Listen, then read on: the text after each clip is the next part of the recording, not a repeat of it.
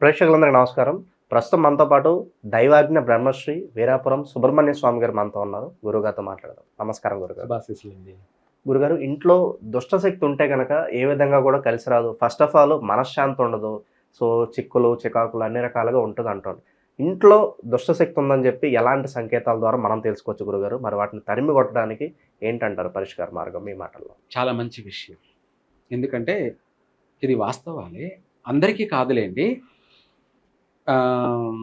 దెబ్బ తగిలిన వాడికి ఆ నొప్పేంటో తెలుస్తుంది. అంటే గాయమైన వాడికి మాత్రమే ఆ బాధేంటో తెలుసు. తెలుస్తుంది. అట్లాగే అటువంటి సమస్య ఫేస్ చేస్తున్న వాడికి మాత్రమే ఆ బాధేంటో, ఆ సమస్య ఏంటో అర్థమవుతుంది. మిగతా వాళ్ళందరికీ దాని గురించి తెలీదు కాబట్టి, మనం ఎన్ని చెప్పినా వాటిని కామెంట్లు పెడుతూ ఉంటారు. కామెంట్ చేస్తూ ఉంటారు.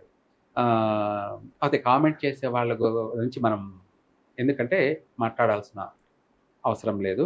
ఎందుకంటే ఆ కామెంట్ చేసే వాళ్ళకి కూడా ఒక కష్టం వచ్చినప్పుడు అర్థమవుతుంది. వాళ్ళకు కష్టం వచ్చినప్పుడు అది ఇది సత్యమని అర్థమవుతుంది.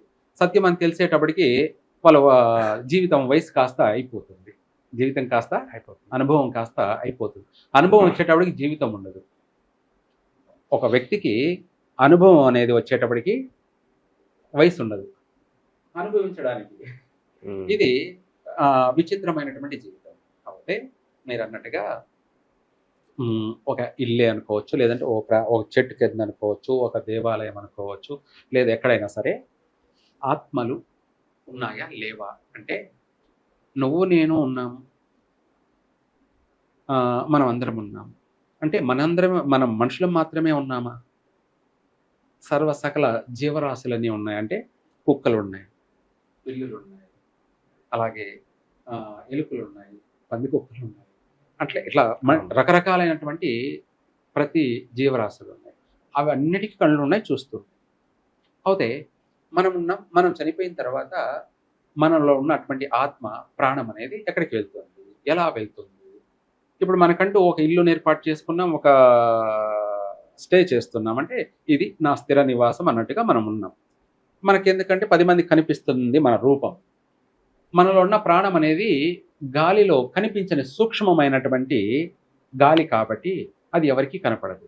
ఎవరికీ కనపడదు. ఇప్పుడు గాలి ఎవరైనా దాన్ని చూడగలరా? ఏదైనా ఒక ఆకు కదిలినప్పుడు, చెట్టు కదిలినప్పుడు గాలి వస్తుంది. లేదంటే మనకు చల్లగా తగిలినప్పుడు గాలి వస్తుంది అని మనకు అది చల్లగాలా, పిల్లగాలా, లేకపోతే విషగాల, లేకపోతే దుమారంతో కూడిన వడగాల, ఎండగాల అని రకరకాలైనటువంటి గాలి. గాలి తగిలినప్పుడే మనకు తెలుస్తుంది.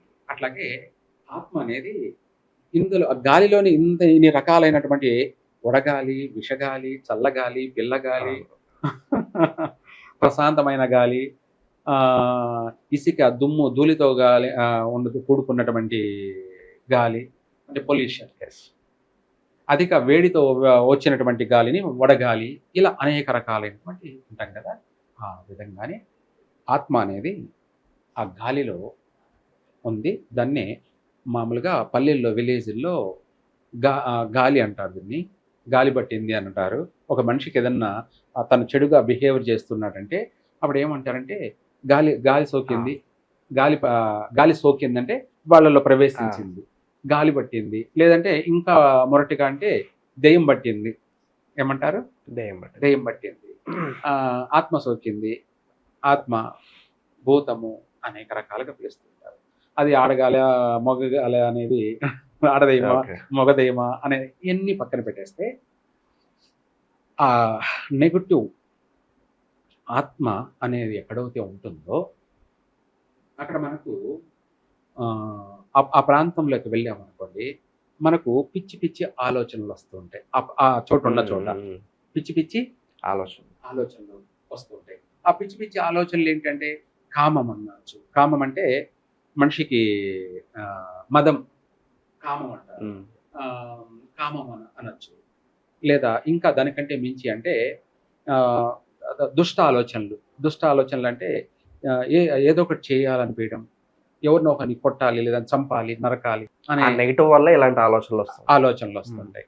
ఆ చెడు గాలి, ఆత్మ ఓకే, దెయ్యాలు ఉన్న ఓకే. చోట ఆ, ఆ. అలాంటి దుష్ట ఆలోచనలు అధికంగా వస్తుంటాయి. మనకు ఆత్మలు అంటే దెయ్యాలు ఉన్నాయి అనేది క్లియర్ కట్‌గా కూడా అర్థమవుతుంటుంది. మరీ చెప్పాలంటే కూడా చిన్న పిల్లలకి తెలుస్తుంది, అర్థమవుతుంటుంది. కుక్కలకి కుక్కలకి స్పష్టంగా కనపడుతూ ఉంటుంది కూడా. మనిషి కంటికి కనపడదు గానీ ఆహ్, ముఖ్యంగా బాగా కనిపించేది కుక్కలకి, పిల్లులకి, ఆహ్, గోవులకి, అదే బర్రెలు, ఆవులు, ఎద్దులు వీటికి బాగా స్పష్టంగా కనపడుతూ ఉంటుంది కూడాను. నెగెటివ్ గాలి అనేది 100%. కుక్కలైతే మాత్రం వాటిని చూడగానే అరుస్తుంటాయి. అంటే ఆ మూలగా, ఆ దిశగా అరుస్తూ ఉంటాయన్నమాట. అంటే ఆ ప్రాంతంలో అక్కడ ఉంది అని అర్థం. అయితే ఇవన్నీ కూడా ట్రాస్ అని చెప్పడానికి లేదు. ఆహ్, హ్మ్. ప్రపంచంలో అన్నీ ఉన్నప్పుడు మనలోంచి వెళ్ళిపోయిన ఆత్మ కూడా అది ఎక్కడో చోట ఉందిగా. మనలోంచి వెళ్ళిపోయినటువంటి ఆత్మ అది ఎక్కడో చోట ఉందిగా. అదే ఈ నెగెటివ్ గాలి అంటారు. ఆ గాలి ఉన్నప్పుడు ఏంటంటే ఆడవాళ్ళైనా సరే, మగవాళ్ళైనా సరే, పెద్దవాళ్ళైతే వాళ్ళు పనుకోనుంటే, నిద్రపోతుంటే వాళ్ళకి సమానంగా టక్కన నిద్ర రాదు. ఒకవేళ వచ్చినా నిద్ర బాగా మంచి నిద్రలో ఉన్నా వాళ్ళ వక్షస్థలాలపై అంటే ఎదురుమ్మల పైన కూర్చున్నట్టు ఉండడం. కూర్చున్నట్టు వాళ్ళు వచ్చి కూర్చున్నట్టే కనపడుతుంది. కలలో అనుకుంటాం మనం. వచ్చి కూర్చున్నట్టు, మనకు బరువు అవుతున్నట్టు, ఊపిరి తీసుకొని వదలలేని శ్వాసకోశలు తీసుకోలేకున్నాము, ఊపిరాడడం లేదు అన్నట్టుగాను ఆ విధంగా ఉండడము. మనం ఇలా కదులుదామన్నా కదలలేకపోవడం ఎడం పక్కకి, లేదా కుడి పక్క కదులుదామన్నా కదలలేకపోవడం, మనం లేద్దామనుకున్నా లేయలేకపోవడం, లేదంటే ఎవరినైనా పిలుద్దామన్నా గూడా మాట రాలేకపోవడం. మనం లోపలనే పిలుస్తున్నట్టు, అరుస్తున్నట్టు అనిపిస్తుంది గానీ, బయటికి రాలేకపోవడం, మాట్లాడలేకపోవడం అనేది ఊపిరి బిగబట్టేస్తున్నాం కాబట్టి. ఇలా పెద్దవాళ్ళకి ఉంటుంది. ఇంగ అదే చిన్న వాళ్ళకుంటే ఎట్లుంటది చిన్న పిల్లలకి? ఒక్కసారి వాళ్ళు ఉలిక్కిపడి, గుక్కబడి ఏడ్చడం, కిల్లుమని ఏడుస్తారనమాట భయపడిపోయి. వెంటనే వాళ్ళకి జ్వరం రావడం, లేదంటే వాళ్ళ పిల్లలు దిక్కులంతా చూస్తూ ఉండడం. ఇటువంటివన్నీ కూడా ఆ ఇంట్లో స్పష్టంగా కనపడుతుంది. ఇంగా చెప్పాలంటే కొంతమందికి పెళ్లి వయసొచ్చినటువంటి అమ్మాయిలు కావచ్చు, లేదంటే అబ్బాయిలు కావచ్చు, ఎక్కువ శాతం అమ్మాయిలకి కూడా ఇది ఒక చోటేం కాదు. చాలా మందిని రీసెర్చ్ చూసుకొనొచ్చామనమాట మేము.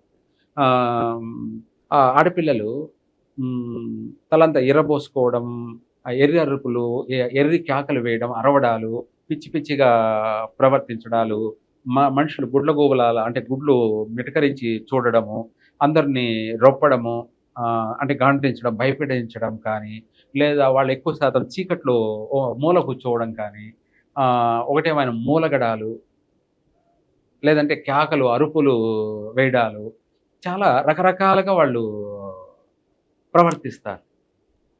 అటువంటి వాళ్ళని ఏం చేయాలంటే ఆంజనేయ స్వామి దేవాలయానికి తీసుకువెళ్ళి అక్కడ నిద్ర చేయించడం. ఆంజనేయ స్వామి దేవాలయంలో ఒకరోజు లేదంటే 3 రోజులు, 5 రోజులు ఇట్లా నిద్ర చేయించడం. అక్కడ లేదంటే ఆంజనేయ స్వామికి సంబంధించి మనము ఏదన్నా మంత్రోచ్చారణ తాయెత్తు అనేటువంటి రాసి రక్షణ కట్టడం. దాన్ని రక్షా కంకణం. అది తాయెత్తేం కాదు. దాంట్లో మంత్రం బీజాక్షరాలను రాసి ఆంజనేయ స్వామి మంత్రాన్ని రాసి ఆంజనేయ స్వామిని రాయొచ్చు. లేదంటే షణ్ముఖుడు అంటే సుబ్రహ్మణ్య స్వామి మంత్రమైనా రాయొచ్చు. ఇది కాకపోతే కాలభైరవ మంత్రం రాయొచ్చు. ఇలా కొన్ని మంత్రాలు ఏదంటే మహాకాళి యొక్క మంత్రం అయినా రాయొచ్చు.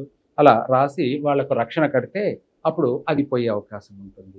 మనిషికవుతే వ్యక్తిగతంగా. లేదు అంటే ఇంటికి కూడా చేసుకోవచ్చు. ఆ ఇంటికి ఏంటంటే ఆంజనేయ స్వామి యంత్రాన్ని చేయించి ఇంట్లో భూమిలో మనకి ఏ స్థానంలో అయితే అనిపిస్తుందో నెగెటివ్ ఆ స్థానంలో పెట్టినట్టయితే అక్కడ ఎటువంటి దుమ్ము, ధూళి, భూత, ప్రేత, పిశాచ, రాక్షసాది ఏదున్నా కూడా ఆ స్థానాన్ని వదిలిపెట్టి పోవాల్సిందే. కొంతమంది గురువులు స్వామి ఆ. ఆత్మల్ని కంటైనర్ లో బంధించేస్తాము మీరు చూసుకుంటూ ఉంటారు కానీ వాస్తవం అంటారు నిజంగా ఒక కంటైనర్ లో బంధించడం ఆ పాత్ర అవన్నీ మళ్ళీ 100% గారడీలు కల్పితారంట. కల్పిత ఉంది అనేది వాస్తవం 100%. అంతేకాని నేను దాన్ని కంటైనర్లో బంధిస్తాను లేదంటే ఇవన్నీ కూడా మనం క్రియేటివిటీ ఏంటి కూటి కోసం కోటి విద్యలు అంటాం కదా, ఆ విధంగా కూటి కోసం కోటి విద్యలు కాకుండా దాంట్లో ఎక్స్ట్రా విద్యలు ఇది ఏంటి ఎక్స్ట్రా అంటే కంటైనర్లో బంధించడం లేదంటే ఇంకా కొన్ని ప్రయోగాలు చేస్తామనడం ఇవంతా కూడా అంత కరెక్ట్ అవుతాయి కాదు. 100% ఉంది, దాని నెగిటివ్ ఉంది కాదన్ను. అంతేగాని దాన్ని తీసుకొని దాన్ని మనం ఆసరాగా తీసుకొని నేను ఇది చేస్తా అది చేస్తా అనేది 100%. చేసేవాడు మాట్లాడు ఏంటి చేసేవాడు మాట్లాడు మాట్లాడేవాడు చేయలేడు. అదే కదా, అరిసే కుక్క కరవలేదు, కరిసే కుక్క సైలెంట్గా పిక్క పట్టుకుంటుంది అంటే కరుస్తుంది అన్నట్టుగా చేసేవాడు వాడి పని వాడు చేసుకోబోతాడు. వాడు పూలలు కేకలు అరుపులు అని పిచ్చి పిచ్చిగా ప్రవర్తించడు. చేసేవాడు సౌమ్యంగా దాన్ని పని తను చేసుకుంటూ పోతుంటాడు. ఏ దాన్నైనా కూడా చేయాల్సింది చేస్తాడు. వాళ్ళను ఆ బాధల నుంచి ఆ కష్టాల నుంచి ఆ సమస్యల నుంచి వాడు కాపాడుతాడు. రెండవది ఏంటంటే దీని పేరు ఈ పేరు చెప్పుకొని బ్రతకడం కోసం ఇది ఈజీ అనే మార్గం ఎంచుకొని వచ్చిన వాళ్ళు చాలా అధికంగా ఉన్నారు, చాలా 100%. అంటే నేను కావాలని అనేది కాదు, మేము ఇవన్నీ చిన్నప్పటి నుంచి రీసెర్చ్ చేసుకున్నట్టువే.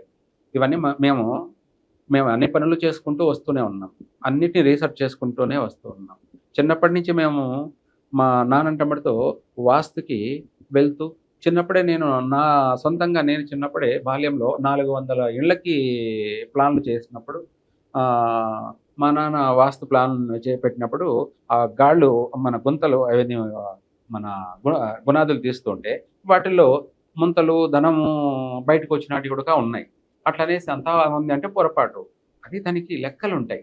దానికి అంటే ఎందుకు అన్నానంటే దాని గురించి కూడా మా నాన్నగారు ఇంటికి ముగ్గు పోసాడు.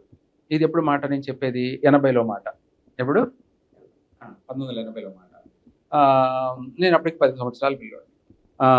అప్పుడు ఆ గుణాదులు తీస్తుంటే పని వాళ్ళు గడపరతో వేస్తుంటారు కదా, ఆ గుణాదుల్లో పెద్ద ముంత పడింది, పెద్ద ముంత. ఆ ముంతలు అన్ని కాసులు, లక్ష్మీ కాసులు మొత్తం అంతా బంగారు.